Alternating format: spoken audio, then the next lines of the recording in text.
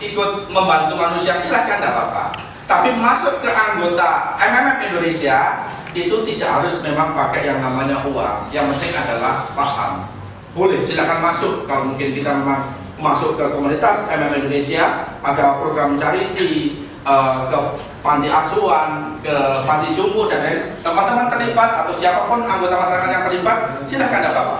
Ya, kami tidak membatasi masuk. Nah, soal ada niatan bantu membantu itu kami kembalikan ke pribadi kita masing-masing. Kita nggak ada paksaan untuk ke arah sana. Cuma di sistem memang sudah disediakan bagi anggota komunitas MMM Indonesia kalau memang mau bantu membantu itu sistem yang mengatur semuanya. Biar nggak salah paham untuk membedakan antara investasi sama arisan berantai dan ini adalah komunitas. Kami menggunakan yang namanya uang bebas. Lalu disetorkan kemana uang bebas ini? Tetap di rekening kita masing-masing. Karena kita daftar itu hanya sebatas pendaftaran biasa, tidak harus setor yang namanya uang. Ini yang perlu kita garis bawahi. Jadi masuk komunitas MMM Indonesia tidak harus setor yang namanya uang langsung ke salah satu akun atau ke salah satu siapa yang memang pegang MMM Indonesia. Enggak. Kita daftar hanya virtual saja. Mau daftar uang bebas kita 20.000 silahkan, tidak apa-apa. Aman nggak ikut MMM Indonesia? Saya jawab aman, karena uang masih di rekening kita masing-masing. Kita daftar hanya virtual saja. Kita siap membantu komunitas. Jadi jujur memang MMM Indonesia lebih memanjakan, lebih membahagiakan adalah komunitas yang ada di dalam, bukan di luar. Jadi siapa yang menjadi anggota komunitas MMM Indonesia itu memang berhak membantu antar sesama anggota di dalam. Mirip koperasi tapi ini bukan koperasi, ya kan? Oke, bagaimana bantunya? Daftar tadi. Suatu saat sistem mengarahkan perintah ke siapa yang dibantu. Siapa yang dibantu adalah di antara 6 juta komunitas yang ada di Indonesia tadi. Kalau uang bebas kita cuma 20.000, silakan 20.000 masuk ke sistem. Terus bagaimana nasibnya 20.000? Kita memang ikhlas di situ. Nah, pada saat bulan berikutnya ada orang baru, ada anggota baru atau orang lama menjadi orang baru juga. Nah, lalu bagaimana nasib kita untuk bulan berikutnya? Apakah memang kita wajib untuk minta bantuan karena kita pernah bantu? Sistem tidak mewajibkan. Tapi kalau di antara anggota memang berharap minta bantuan, silahkan bulan berikutnya minta bantuan ke siapa? Ke sistem. Tinggal tombol yang namanya get help, GH ini kuning ini. Berarti kuning kalau bahasa Jawa kan panen padi. Nah, ini bahasanya adalah seperti itu. Nah, kita tombol, kita mengajukan bantuan, nanti di situ akan perintah. Ada perintah di sistem itu siapa yang akan bantu kita nanti, Pak. Nah ini loh, Pak. Nah ini sekilas bahwa kenapa kok kami nggak masuk ke komunitas yang namanya investasi dan lain-lain. Karena kita tidak ada yang namanya penggalangan dana, tidak ada pengumpulan dana. Kita hanya sebatas yang namanya komunitas yang memang ijab kabulnya adalah ikhlas untuk membantu sesama di komunitas itu sendiri. Nah, karena komunitas ini perkembangannya besar, pesat dan tiap hari perkembangan juga besar, kurun 2,5 tahun sudah tembus ke angka 7 juta, perlu dibentuk yang namanya forum FKMI, adalah forum komunitas Mafrodian Indonesia. Jadi siapapun yang ikut komunitas MMM, secara otomatis ini adalah ikut yang namanya lembaga swadaya, namanya adalah FKMI. Tugasnya apa? Ini hanya untuk mengawal, meluruskan kalau di antara di dalam anggota itu ada yang memang kurang jujur, terus semaunya sendiri dan lain-lain, itu nanti FKMI yang memang meluruskan. Karena tugas kita memang banyak di sana. Nah, ini nanti tiap cabang, tiap kota atau kabupaten ada yang namanya pengurus. Kantor pusatnya di Surabaya. Jadi ini adalah galeri sekalian, ini kantor ini adalah sebagai sekretariat FKMI yang sudah legal. Jadi kalau teman-teman ditanya apa FKMI, adalah kumpulan manusia yang memang siap bantu membantu. Ini ada legalnya. Kita masuk ke legalnya adalah ke Mendagri. Kalau MMM saling bantu itu tidak harus ikut, tapi kita menjadi anggota komunitas itu tadi. Nah, ini Bapak Ibu semua gambarannya agar kita bisa membedakan kenapa di luar beritanya pro kontra dan lain-lain. Kami di sini hanya meluruskan informasi-informasi yang timpang tindih itu, berharap banyak karena komunitas MMM juga bagian dari rakyat Indonesia. Kami juga punya hak untuk memberikan informasi yang benar terhadap masyarakat. Soal nanti ada perintah iklan dan lain-lain, nanti ada teknis sendiri yang siapa yang bantu jelasin. Nah, ini kurang lebihnya Bapak Ibu semuanya. Jadi berharapannya pencerahan hari ini detailnya adalah di press release-nya masing-masing. Tapi pasukan teman-teman itu sudah dalam semuanya. Ini saya wakili Mas Yosi untuk membuka awal. Saya juga merangkap sebagai ketua FKMI-nya. Nanti kami serahkan ke Pak Safik dulu. Silakan Pak Safik. Diteruskan perjuangan kita ini. Monggo. Terima kasih. Assalamualaikum warahmatullahi wabarakatuh. Selamat siang dan salam sejahtera buat kita sekalian.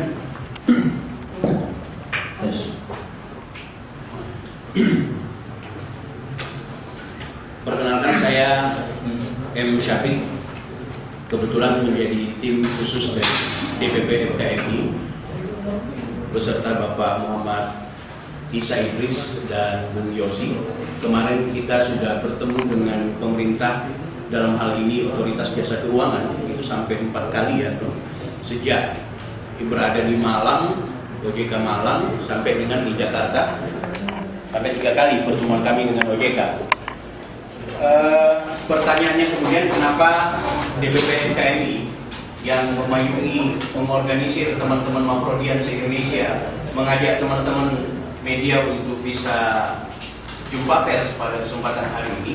Sebenarnya ada beberapa item penting yang perlu kami klarifikasi terhadap eksistensi komunitas kami. Kawan-kawan pasti sudah sangat mengetahui, 1 sampai dengan 2 bulan terakhir MMM Indonesia ini mendapat sorotan yang sangat serius.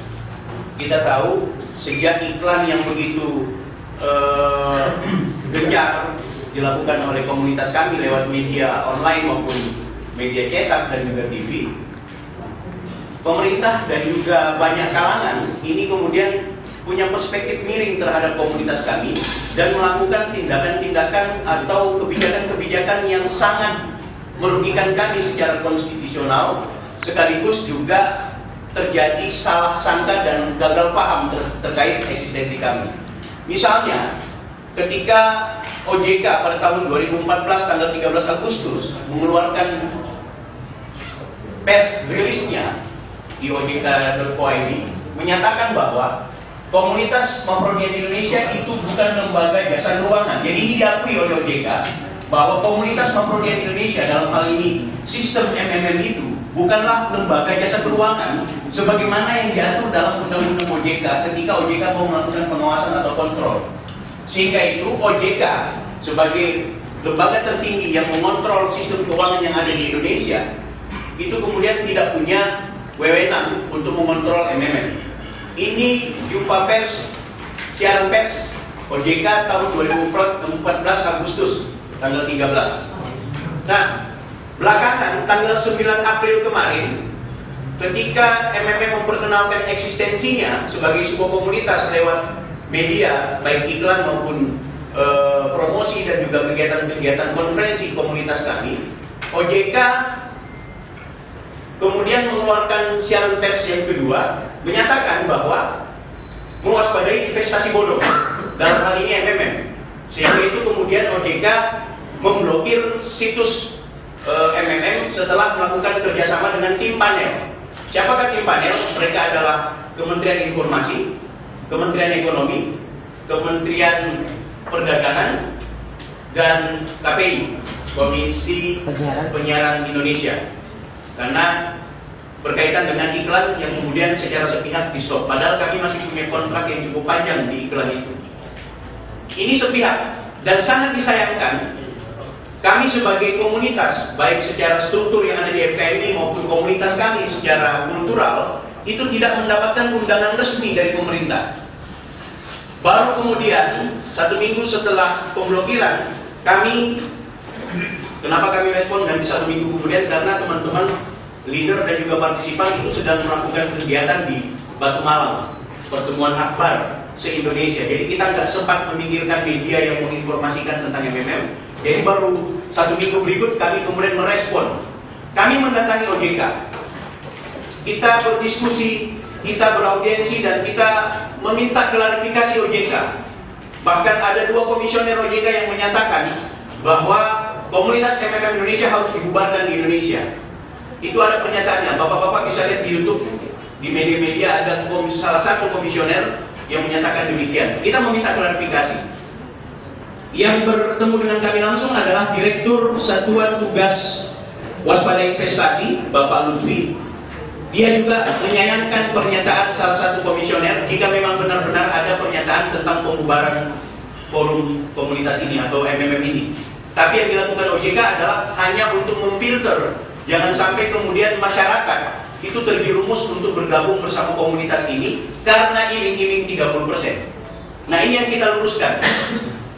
Kita udah dengar tadi pernyataan dari Ketua Umum kita dan kami sampaikan kepada OJK bahwa MMM tidak sebagaimana yang dipahami di luar sana, bahwa komunitas ini adalah komunitas yang secara sadar, orang-orangnya yang secara sadar berpartisipasi melalui sistem MMM dengan konsekuensi-konsekuensi yang sudah digarisbawahi. Peringatan-peringatan sudah digarisbawahi. Ketegasan-ketegasan tentang risiko sudah diperlihatkan, termasuk di website. Ya kan? Jadi tujuan kami ke OJK adalah bagaimana meminta klarifikasi mereka terkait, termasuk untuk meminta mereka dengan legowo bisa kembali membuka kita punya situs. Nah, ternyata tidak ada yang salah di situs itu. Dan ini pernyataan OJK. Bapak-bapak bisa baca itu pernyataan. Nanti kalau misalnya apa yang kami sampaikan tidak sesuai dengan apa yang disampaikan OJK, silakan datang ke OJK dan tanya klarifikasi apakah kami menyatakan pernyataan yang salah. Sangat disayangkan undangan kami tidak bisa dihadiri oleh pihak OJK, dan kami sudah konfirmasi bahwa kami akan mengadakan konferensi pers. Dan pihak OJK menyatakan sampaikan apa saja yang sudah kita diskusikan, tidak ada off the record, kan gitu. Ada saksi Pak Yosi dan juga Pak Isa. Sangat disayangkan OJK tidak berkesempatan hadir, namun kami sampaikan apa hasil-hasil itu. Bapak bisa lihat di kertas itu tentang kesepakatan kami. Nah, intinya adalah OJK sangat mengapresiasi atas kehadirannya FKMI. Ya kan? Jadi OJK sangat mengapresiasi. Karena apa? Karena selama ini sistem MMM dalam pantauan pemerintah itu dikatakan mereka tidak ada yang bertanggung jawab. Tidak ada yang mengontrol langsung. Dalam logika pemerintah, MMM ini adalah komunitas investasi. Sangat membahayakan kalau orang menginvestasikan uangnya dengan iming-iming 30%. Memang kita juga tidak pernah mengiming-imingkan itu, dan kami juga tetap menegaskan bahwa kami adalah komunitas di mana orang-orang yang bergabung itu punya kesadaran kritis. Ketika saya mendistribusikan uang saya melalui sistem ini, saya sudah sadar apa konsekuensinya. Kita sudah diperjelas, di situs kami sudah ada dipertegas bahwa ini bukan investasi profit tinggi, ini bukan lembaga keuangan, ini adalah di mana kumpulan orang-orang yang punya kesadaran kritis dan memiliki kantong lebih, dan dia mendistribusikan uangnya lewat sistem ini. Ya, konsekuensinya memberi bantuan lewat sistem ini, ya ada yang mendapatkan bantuan lagi bulan depannya. Syukur-syukur kalau bertambah nilainya beberapa persentasinya, kan gitu. Hanya itu yang kami presentasikan kepada OJK.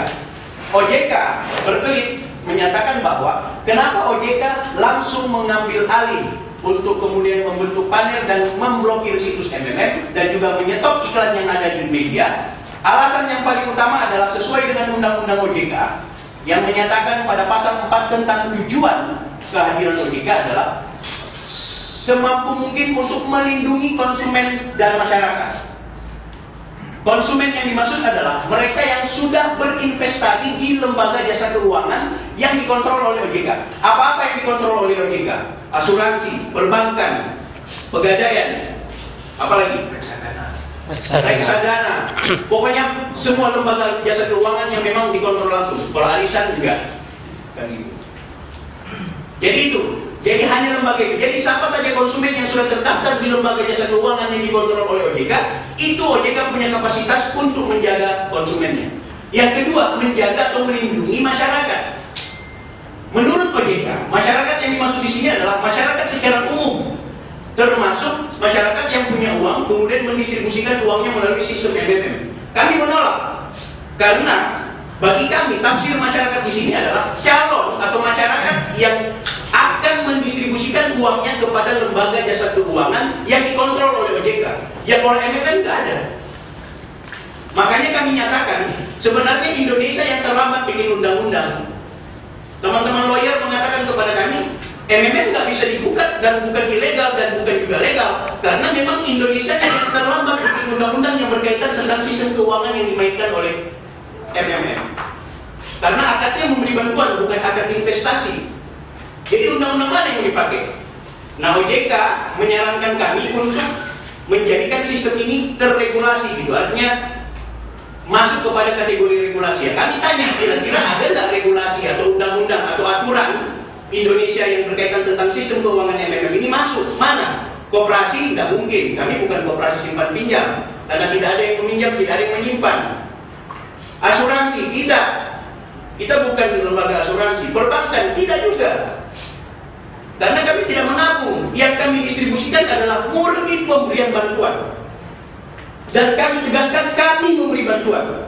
Berarti memberi bantuan tidak ada kewajiban. Dan ke depan ketika saya meminta meminta bantuan, itu bukan hak saya. Kalau saya dibantu dengan nilai tambahan, itu adalah hadiah yang diberikan oleh sistem. Kan gitu. Ini yang harus kami tegaskan kepada kawan-kawan. Jadi apa dan di mana letak kesalahan komunitas ini? Makanya kami meminta kepada OJK, jangan sampai hak demokrasi kami itu dipasung. Secara konstitusional kita bisa menggugat OJK karena dia menyalahi aturan. Dia tidak punya wewenang untuk melakukan aktivitas itu. Tapi kita tidak menggugat. Yang kita lakukan adalah bernegosiasi. Apa OJK yang harus kami lakukan? Maka ada kesepakatan-kesepakatan. OJK berharap hilangkan promo yang berkaitan tentang 30% di situ. Kita boleh hilangkan. Kalau toh ada istilah penambahan presentasi, jangan disebutkan kalau kamu membantu kamu dapat 30%. Itu dihilangkan. Kemudian di situs tolong disebutkan siapa yang mengelola situs ini. Ya, yang mengelola adalah FKMI. Kita harus tegaskan supaya jelas kalau ada apa-apa di situs ini, ada apa-apa dengan MMM, silahkan berkonsultasi dengan kita sebagai pengurus FKMI, baik yang di pusat maupun di daerah-daerah. Kami juga sudah tegaskan kepada OJK, kalau ada salah satu manajer maupun partisipan yang menjelaskan tentang MMM tidak sesuai dengan esensinya, tidak perlu repot-repot OJK atau aparat, ya FKMI yang akan memproses itu. Karena kita punya standar-standar menjelaskan MMM kepada orang. Yang manusiawi lah, ada yang masuk dengan cara yang sesuai dengan ideologi, ada yang memang punya kepentingan profit, kan gitu. Ada yang ibadah karena berharap pahala, ada yang ibadah karena berharap ridho Tuhan. Sama aja memang gitu. Ada yang memberi bantuan karena memang dia sadar bahwa ini adalah sistem fantastis yang bisa memberikan kesempatan orang sejahtera. Ada yang karena punya kepentingan, oh ini 30% lumayan, bahkan sekarang 100%. Ayo, stres. Pakar ekonomi mikirkan 100% datang dari mana? Ya karena kalau mau dipikirkan itu dari mana ya agak repot. Makanya kami tawarkan OJK, bikin akun dong. Bikin akun MMM, bukan untuk jadi partisipan, tapi untuk menganalisa, kan gitu. Ini sistem revolusioner, Pak.